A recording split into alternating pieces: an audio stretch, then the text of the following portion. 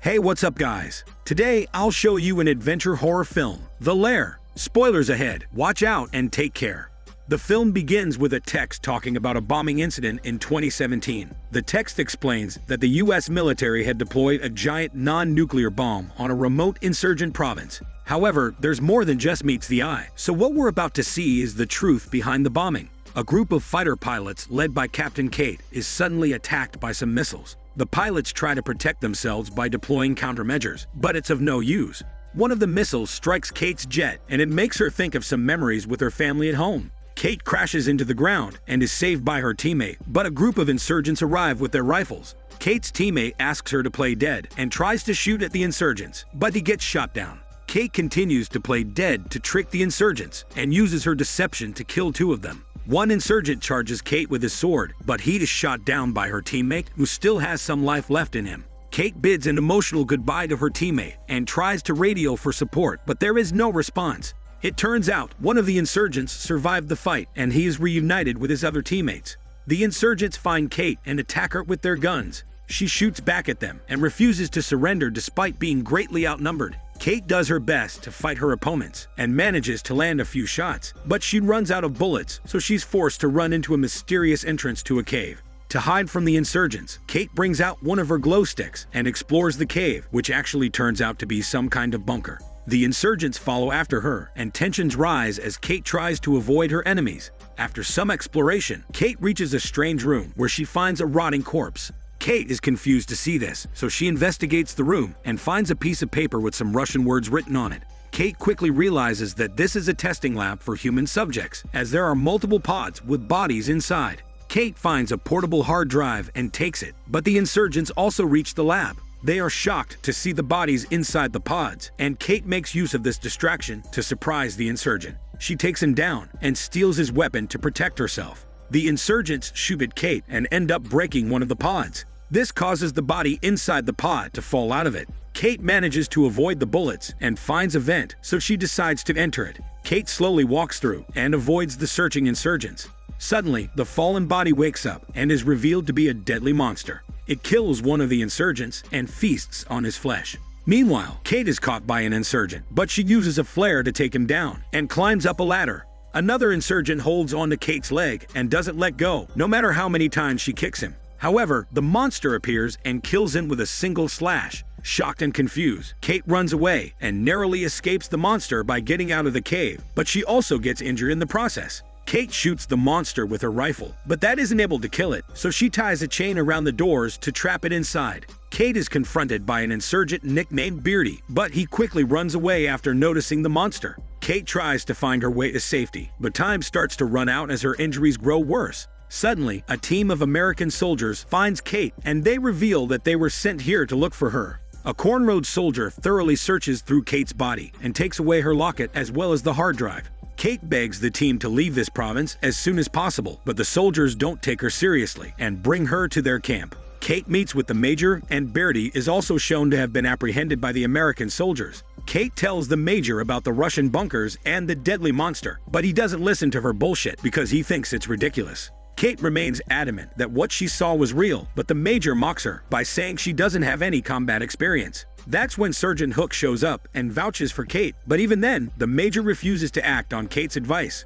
Later, Kate confronts Soldier Cornrow for stealing her locket, but she tries to act innocent. The women are about to get into muscle wrestling, but Hook shows up and orders Soldier Cornrow to return Kate's locket. Hook now talks to Kate and tries to reassure her that she is in good hands, even though the major wasn't too friendly with her. Kate wants to know more about Hook, so he says that he lost two of his soldiers in combat due to his own recklessness. Now, the major opens up a letter addressed to him and shows signs of worry. It prompts the major to call of his colonel and report his interaction with Kate. Kate is treated for her injuries by the doctor, and she notices Beardy next to her. Kate asks Beardy to speak up as he also saw the monster, but the doctor tells her that Beardy doesn't know any English. Hook walks into the tent and wants to talk to Kate about what she saw in the bunkers. Kate writes down the Russian text she saw in the lab, as she has a photographic memory. Nobody seems to understand what the text means, but then Beardy reveals that he can speak English as well as Russian. Beardy says that the text translates to "do not open" and explains that the Soviets were the masterminds behind everything Kate saw. Hook argues that the mysterious bunkers would have to be 30 years old if they belonged to the Soviets, and no human would have been able to survive for so long. However, Beardy says that whatever is down there isn't human. As night approaches, it seems as if the monsters are waking up from their slumber, and they break out of their pods. The monsters are also able to open locked doors, and they make their way outside the bunker. It turns out the Major is being given a voluntary discharge, so he decides to use the hard drive that Kate found as leverage against the Colonel. Outside, the soldiers are keeping a watch for any insurgents, but Hook continues to be suspicious because of what Kate and Beardy told him. Suddenly, one soldier disappears, and then another one spots a monster. They begin shooting at the monsters, but the monsters are very fast and are able to avoid the bullets. A tense sequence follows as the soldiers try to prevent the monsters from breaking into their camp. The Major learns about the attack and orders his soldiers to kill the monsters, but it is going to take more bullets to take them down. The monsters eventually break into the camp, and things get even worse when one of them enters the Major's tent. The Major tries shooting the monster, but he runs out of bullets, so he tries to bring out a bigger gun. Another monster breaks into the doctor's tent and attacks Kate. It uses its snaky tongue to strangle Kate, but not to tongue massage her. Luckily, Beardy saves Kate by slicing the monster's juicy tongue and stabbing it to death. Things get worse as more soldiers are killed by the brutal invasion, and even the Major struggles against the monster fighting him. Now Kate joins Hook and the remaining survivors. The team decides to split up to save the Major, and they reach him in time before he's murdered. This allows the Major to finish the monster with his bat, but he is also struggling with his injuries. He wants to be left alone, but is carried by his soldiers to the remaining group. They are attacked once more, but Kate gets on top of the monster and stabs it repeatedly. There are too many monsters to handle, so the team decides to hide inside an empty cargo container. Feeling clueless, the soldiers ask Beardy if he knows anything about the monsters. Beardy talks about the Soviets invading his country and mentions how the monsters had also started showing up around this time. Beardy says that in the past, his father was a part of the hunting team to take down monsters, but he was killed during his mission. The sun rises and the monsters run away, but they also take all the monster corpses with them. Feeling safe, the soldiers try to figure out their next plan. They search around for a bit, find a monster's corpse, and take it to the doctor for examination. The doctor is not very confident about it, but decides to go ahead with the inspection anyway. The doctor notices that the monster's corpse has some very sharp teeth, and this makes Kate suspect that the teeth might belong to a shark. After some more observations, the doctor concludes that the monsters don't like sunlight because their bodies might not be accustomed to UV rays the same way as humans are. Now, the doctor rips through the monster's body and takes out some of its inner organs. The doctor is shocked to learn that the monster is actually humanoid, as it possesses human organs. Everyone is confused to hear this, but that's when the Major says that these creatures are hybrid mixed with humans. He apologizes to Kate for doubting her and says that the hard drive Kate found has all the answers they need. The Major goes on to explain that the American intelligence army has been studying this province for a while because the Soviets had found a way to integrate foreign DNA into humans. It all began in December 1979 when some Soviets came across an alien spaceship in the Hindu Kuch Mountains. The Major states that this was the real reason why the Soviets invaded Afghanistan, because they needed the alien DNA to integrate into human test subjects. The soldiers cannot believe that the Soviet-Afghan war was just a smokescreen. Now, the group needs to find another way to escape because they don't have much fuel left. The Major feels guilty for letting his team down, but suddenly, the monster's body reawakens and attacks the soldiers. It grabs Kate and tries to force its juicy tongue onto her, while also fighting off Hook and the other soldiers. Things look bad, but Kate thinks fast and butt-heads the monster to free herself. Feeling inspired, the Major sacrifices himself by charging at the monster with a hand grenade. After that, the soldiers realize that the monster was using its tongue to read Kate's mind rather than licking her hormones.